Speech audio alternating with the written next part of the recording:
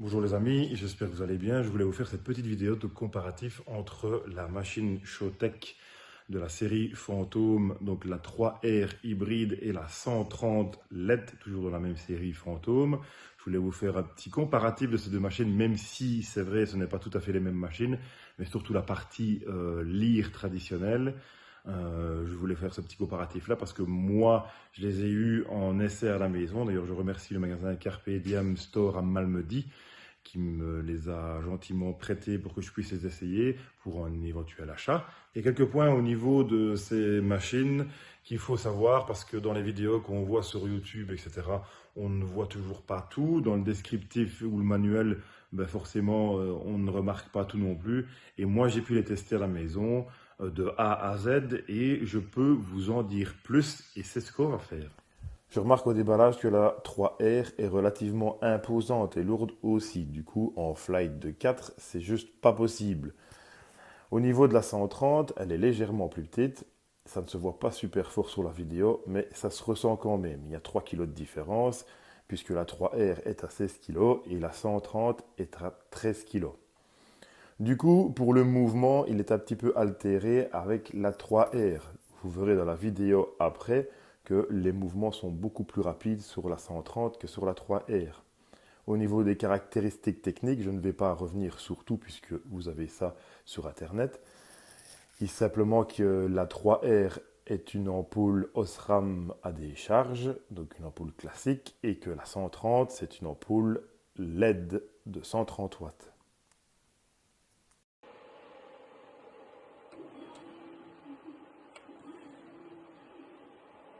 Au niveau du reset total, la 130, elle met 1 minute à redémarrer, la 3R, 1 minute et demie, et l'ampoule redémarre tout de suite, même après 1 heure d'utilisation. Ça, c'est positif. Pour les deux machines, on a la focale et le zoom motorisé. Donc du coup, on remarque tout de suite sur la LED que c'est beaucoup plus précis au niveau du cercle et que c'est beaucoup plus homogène au niveau de l'ampoule, que la 3R, c'est beaucoup plus flouté sur les bords. Quand on y met un gobo, c'est exactement la même chose. On arrive à avoir un gobo beaucoup plus net au niveau de la 130 et c'est légèrement flouté sur les bords avec la 3R.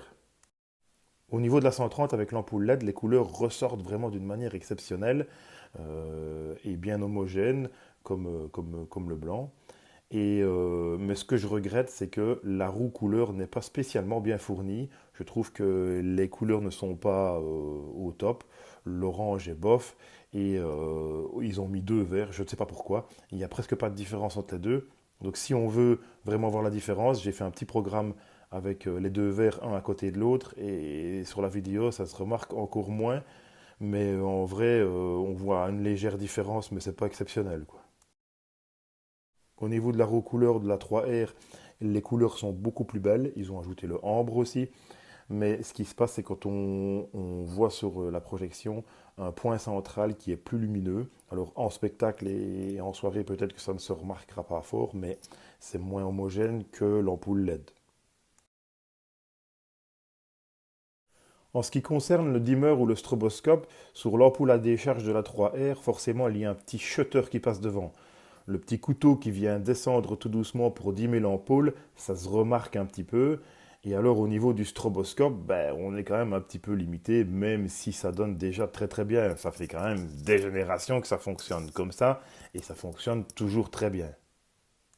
Au niveau de l'ampoule LED, c'est encore positif puisque c'est elle-même qui diminue l'intensité. Donc du coup, au niveau du stroboscope, c'est beaucoup plus intense.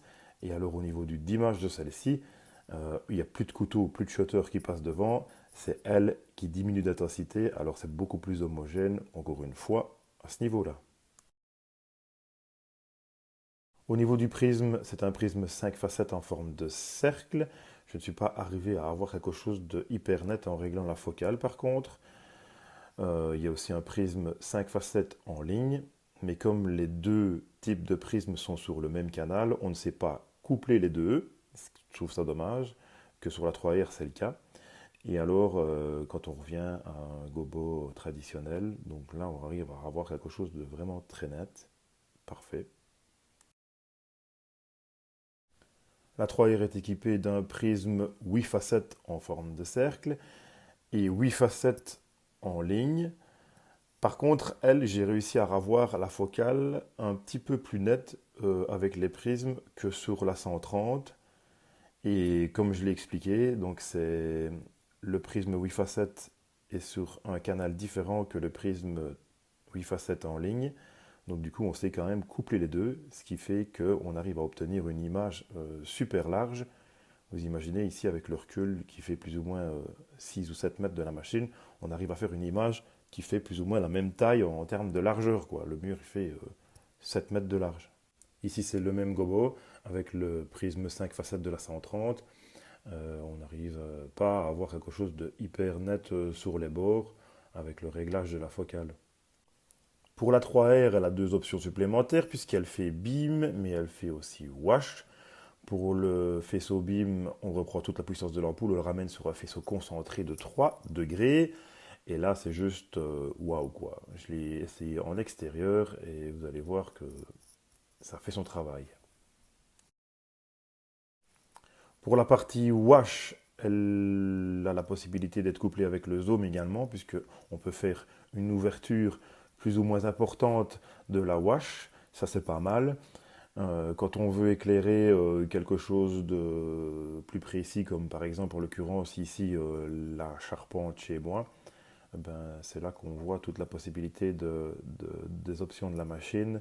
Et en plus de ça, quand c'est couplé à une couleur qui est plus intéressante, comme par exemple le ambre qui manque à l'autre machine, ben voilà ce que ça donne.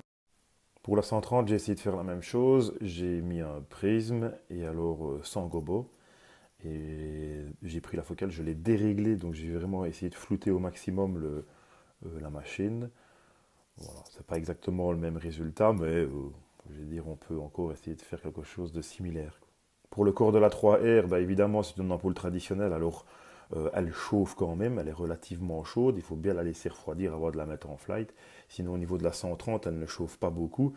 Mais par contre, le ventilateur derrière, je trouve pas ça top, puisque pour certaines configurations où moi j'ai des machines qui sont presque contre des pendrillons, au niveau de la respiration de celle-ci, c'est quand même pas le top du top. Et alors pour terminer, quelques petites images au niveau du zoom de la 130 avec ou sans gobo.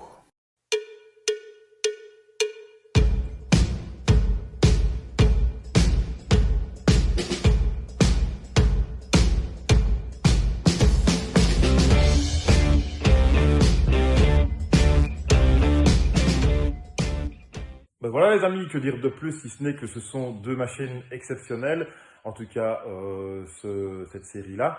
Et en termes de service rapport qualité-prix, maintenant que faire? Est-ce qu'on part plutôt sur une machine hybride, plus polyvalente? Peut-être pour certains événements en extérieur, ça sera mieux aussi, puisque vous avez remarqué au niveau du faisceau, etc., ça a quand même un rendu exceptionnel. Ou peut-être sur une machine plus traditionnelle qui a pour moi une qualité au niveau du faisceau, du rendu, de la netteté, etc., un petit peu plus pro. C'est une machine un petit peu moins complexe, donc du coup on va avoir une utilisation plus simple. Et voilà, c'est dommage pour la roue couleur de la 130. Mais bon, je pense qu'à mon avis, elle a moyen de faire un beau travail et de se faire vraiment plaisir. Est-ce qu'on a réellement besoin de la 3R qui est polyvalente? Oui, certes, mais de wash, parce que de toute façon, vous avez peut-être, tout comme moi, des wash traditionnels aussi chez vous. Donc voilà, c'est à réfléchir encore un petit peu et j'espère que cette vidéo vous aura plu, que vous avez apprécié ce petit montage. Donc merci beaucoup de m'avoir écouté et à la prochaine.